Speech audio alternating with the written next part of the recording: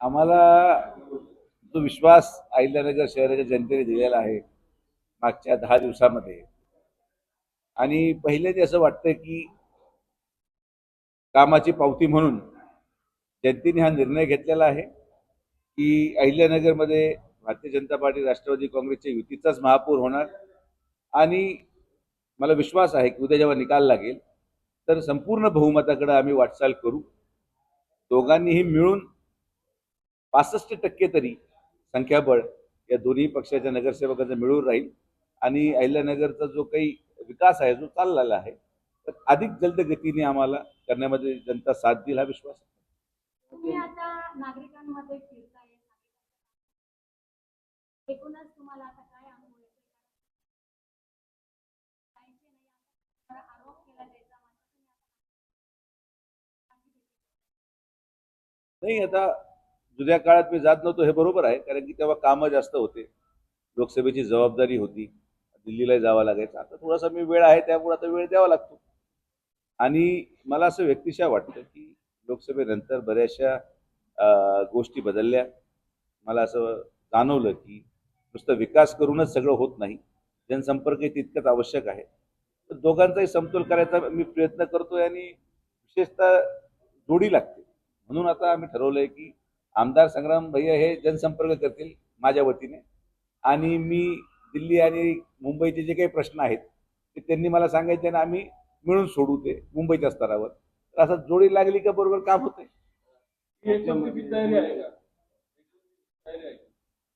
29ची आता 29 मध्ये डिलिमिटेशन होतं, त्याच्यामध्ये आरक्षण बदलणार, महिला आरक्षण लागणार आहे 50%. अहिल्यानगर शहराला किंवा अहिल्यानगर लोकसभेला जर महिला आरक्षण लागलं तर माझा प्रश्नच उद्भवत नाही. तर त्यामुळं फार भविष्याची चर्चा करण्याची आवश्यकता नाही. मला असं वाटतं की टप्प्याटप्प्याने घेऊया. आज लोकसभेच्या पराभवानंतर जो विश्वास जनतेने मला दिला, विधानसभेच्या निकालांमध्ये ते स्पष्ट झालं, नगर परिषद आणि नगर पंचायतीच्या निकालामध्ये ते स्पष्ट दिसलं, उद्या अहिल्यानगर महानगरपालिकेच्या निकालामध्ये देखील असं वाटतंय मला तरी, विश्वास आहे की ते स्पष्ट दिसेल. आणि मग जिल्हा परिषद पंचायत समिती या सगळ्या निवडणुकींमध्ये जे काही महायुती आणि भारतीय जनता पार्टी राष्ट्रवादी काँग्रेसला यश मिळताना आपल्याला पाहायला मिळेल. हे याचे संकेत आहेत की लोकसभा एक वाईट काळ होता, परिस्थिती वेगळी होती, पण आज तशी परिस्थिती राहिलेली नाही. अनेक निष्ठावंतांना तुम्ही डावललं.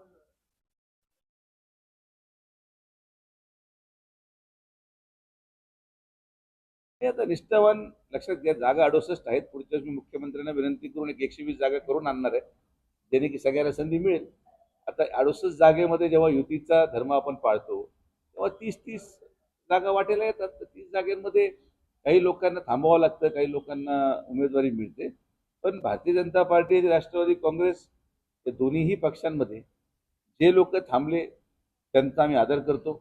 जे लोक उभे राहिलेत त्यांचा अपक्ष म्हणून जे काही उभे राहिले असतील ते दुर्दैवाने पराभूत होणार आहे.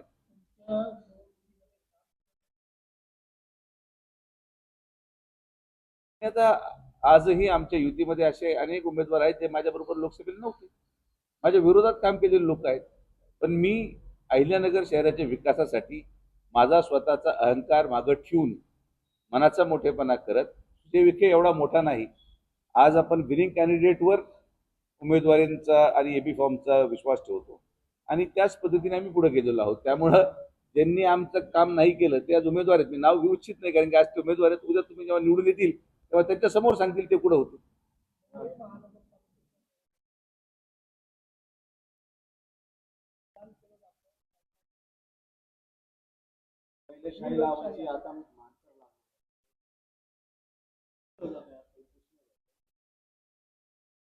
काय आता याच्यामध्ये हे पहा, आरोप प्रत्यारोप हे उद्यापर्यंत चालतच राहणार आहे. निकाल त्यांना दिसतोय. मुंबई महानगरपालिका असो किंवा संपूर्ण महाराष्ट्रामध्ये जेवढ्या महानगरपालिका आहेत यामध्ये माननीय मुख्यमंत्र्यांनी स्पष्ट सांगितलेलं आहे की प्रत्येक ठिकाणी महापौर हा महायुतीचाच राहणार. काही ठिकाणी भारतीय जनता पार्टीचा राहील, काही ठिकाणी राष्ट्रवादी काँग्रेसचा राहील, काही ठिकाणी शिवसेनेचा राहील. तर हे जेव्हा पराभव दिसायला लागतो तेव्हा अशा प्रकारच्या आरोप प्रत्यारोपाला सामोरे जाणं ही काही नवी गोष्ट नाही. आणि शाही पुसत जात असेल किंवा शाही पुसले जाणं तर तुमचे पोलिंग एजंट आहेत आतमध्ये, मला तर एक गोष्ट कळत नाही, हे दुबार मतदार असतील तो हे जे एवढा गाजाबाजा केला, पक्षाला जर त्यांच्याच पोलिंग एजंटवर विश्वास नसेल तर ते पोलिंग एजंट तरी कशाला द्यायचे? असं कोणी शाही पुसायचा प्रयत्न करत नाही. आता आमदारांनी मतदान टाकलं, कुठे शाही तर पुसली जात नाही बाबा. ते काय मार्करच ना, काय मार्करच लावलं, मग काय अडचण आहे मार्कर लावले? नाही पुसलं गेलं, पुसलं गेलं, नाही पुसलं जात. मार्कर पुसलं जाऊ शकत नाही. त्यांनी जे 20 वर्ष सत्ता बघून जे काम केलं, जे मुंबई शहराचं वाटोळं केलं, ते त्यांना पुसता येऊन नाही राहिलं. आणि आज मार्कर पुसायचे आरोप करतात, त्याला काय अर्थ आहे?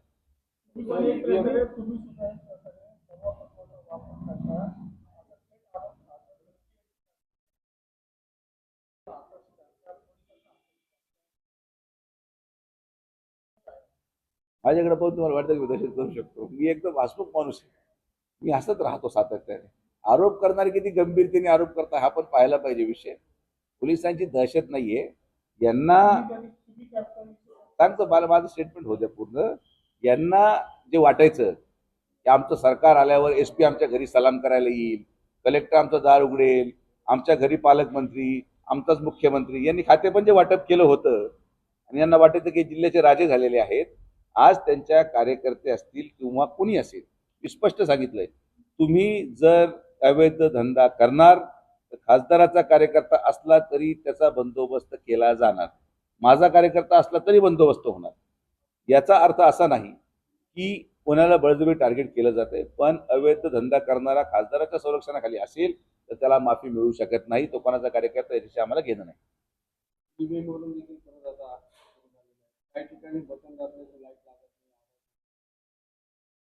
आता आता सकाळी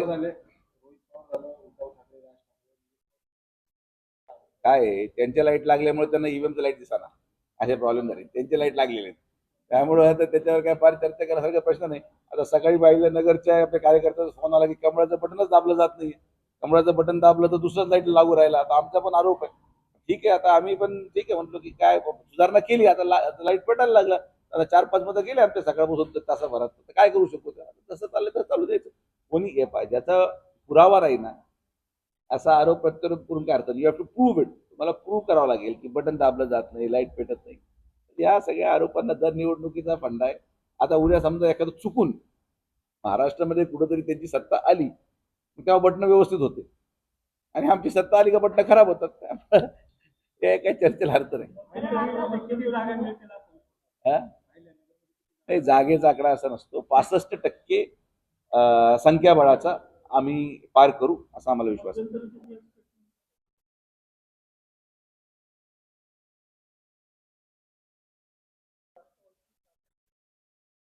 आहेच त्याच्यामध्ये लाजायचं काय त्याच्यात?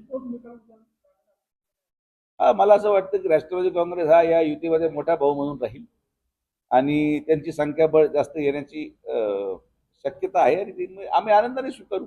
आम्हाला आमच्यामध्ये मतभेद काहीच नाही. तुम्हाला हे पण सांगतो की आमचा सगळा फॉर्म्युला याच्या पुढचा पण ठरलेला आहे.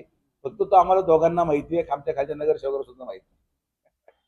आता नगरमध्ये अशी चर्चा आहे, जगताप यांच्या प्रतिष्ठेच्या लढाईत कोणता फॅक्टर निर्णायक ठरणार? विकास विकास हा फॅक्टर निर्णायक ठरला पाहिजे आणि तोच असणार आहे. त्याचं कारण असं आहे की जे कामं मागच्या 2.5 ते 3 वर्षामध्ये विशेषतः झाले, राज्य सरकार आल्यापासून काँक्रिटीकरणाचा तर प्रचंड सपाटा आमदार साहेबांनी त्या ठिकाणी लावला.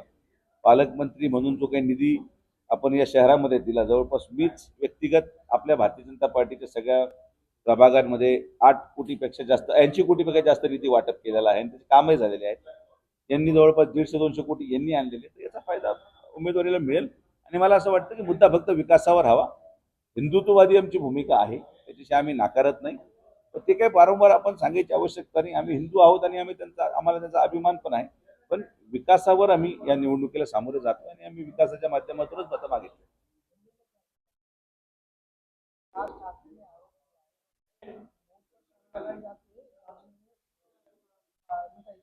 नहीं, ऐसा है कि ये आरोप चलता ही रहता है, इसमें कोई नई बात नहीं है।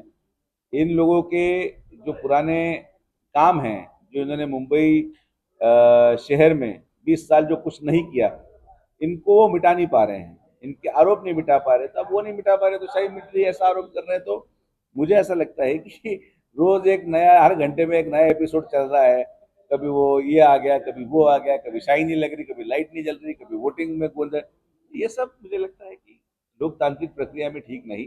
आपको लोकतांत्रिक प्रक्रिया में विश्वास रखना पड़ेगा। और अगर आपको देख के किसी भी यंत्रणा पे विश्वास नहीं है तो फिर आप अमेरिका में ट्रंप के साथ इलेक्शन लड़िए, भारत में क्यों लड़ रहे हो?